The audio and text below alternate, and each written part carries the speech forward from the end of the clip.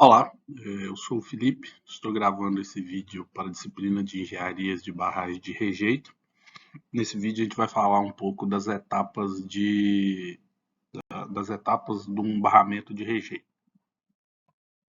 Então, primeiro vou fazer uma leve introdução, levando em conta o porquê da geração de rejeito e as características de rejeito. Então, numa mineração, usualmente a gente tem uma lavra, ela pode ser a céu aberto ou subterrânea. Após essa lavra, a gente precisa passar por um processo de moagem para liberar os minerais de interesse. Então, aqui está uma imagem por dentro do moinho de bola. Anterior a essa etapa de moagem, o minério que a gente explota da mina, a gente repolpa ele, né, que é a adição de água. Então, a gente pode ver aqui uma caixa de bomba de minério. Essa polpa que a gente alimenta o moinho, a gente vai ter a moagem desse minério que veio da lavra. Depois dessa liberação, a adição de reagentes, esses reagentes dependem do tipo e característica do minério, então vai ter uma etapa de concentração, que pode ser gravimétrica, pode ser por seleção de tamanho. Aqui eu exemplifiquei a flotação.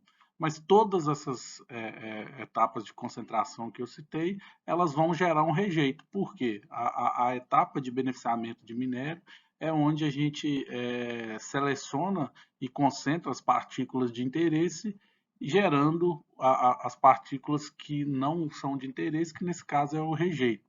Então, esse rejeito, a depender do tipo de minério, a característica do minério, ele tem granumetrias variadas. Então, aqui tem um gráfico aqui de granumetrias de vários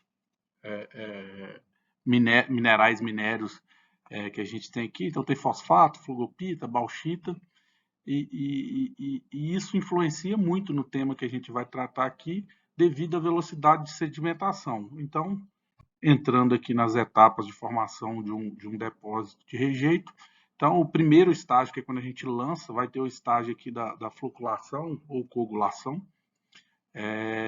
Nesse estágio, as partículas muito finas, elas se juntam, elas se unem, formando flóculos ou coágulos um pouco maiores, que facilitam ou aumentam a velocidade de sedimentação. Então, o segundo estágio é essa etapa de sedimentação, onde essas partículas elas vão se depositar, né, no fundo do reservatório.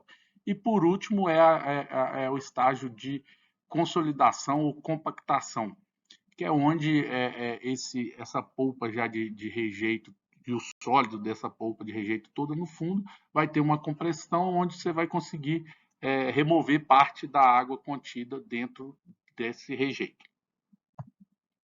Então aqui isso aqui é um teste de sedimentação. Então a gente adiciona aqui a polpa, dependendo do percentual de sólido aqui e das características do rejeito, e você faz testes de velocidade de sedimentação. Então isso aqui é o que vai acontecer dentro de um barramento de rejeito também. Então aqui a gente pode ver a polpa bem homogênea. Então no segundo estágio aqui você já começa a ver uma clarificação e uma separação de fase. Na terceira proveta aqui a gente consegue ver que aqui já entrou no estágio de compactação.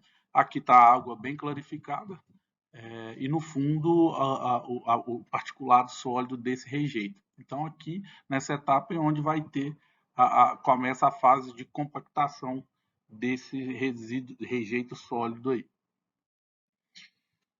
Então agora vamos detalhar um pouco aqui a etapa de floculação e coagulação. Nessa etapa, as partículas finas, elas podem se unir, isso depende da energia. Então, as partículas, quando você cominui, moe esse minério, elas têm uma carga superficial, e quando essa carga, a carga de atração é maior que a carga de repulsão dessas cargas, então essas partículas tendem a se coagularem ou flocularem. Então, isso pode depender, né, a depender da característica do minério, da adição ou não de reagentes. Então, aqui temos alguns coagulantes que a gente pode adicionar. Esses reagentes aqui são os coagulantes, eles agem para reduzir essa carga superficial existente nas partículas muito finas. Para quê? Quando você reduz essas cargas superficiais, as partículas tendem a se unir por força de Van der Waals. Outro reagente que pode ser utilizado é os floculantes. Esses floculantes eles possuem uma cadeia de carbono extensa e que meio que entrelaça as partículas finas de rejeito. Então, existe uma gama de reagentes floculantes também, tem alguns naturais e tem os sintéticos, mas ambos os reagentes, tanto os floculantes como os coagulantes, a intenção é fazer essas partículas finas se aglomerarem para formar, em tese, uma partícula maior. E por que disso? Então, aqui a gente tem a etapa de sedimentação. Então, se a gente pegar pela lei de Stokes aqui, quanto maior o diâmetro da partícula, maior vai ser a sua velocidade de sedimentação. Então, essa etapa de floculação e coagulação tem a sua importância devido a essa velocidade. Então, dentro do barramento, as partículas grossas elas tendem a sedimentar numa velocidade maior e as finas tendem a sedimentar numa velocidade bem menor. Então, quando você tem essa etapa de floculação e coagulação, você diminui esse tempo de sedimentação, aumentando a velocidade de sedimentação. Então, aqui você vê um teste de proveta, onde se adicionou floculante, você pode ver que a água fica bem clarificada. Então, na etapa de compactação, essa etapa é após a sedimentação, então a gente tem o particulado do rejeito no fundo aqui do reservatório ou do teste.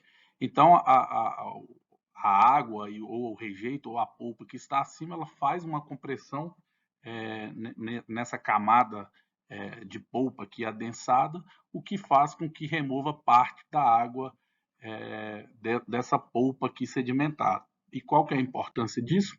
A importância disso está em alguns casos, em casos de elevação a montante, essa etapa de compactação vai ser de extrema importância para garantir características geotécnicas estáveis desse rejeito, onde a gente vai altear o nosso barramento. Então, é bem importante ter esse controle dessa fase de compactação, visto que ela também depende da fase de sedimentação e de floculação e coagulação. Então é isso. Muito obrigado.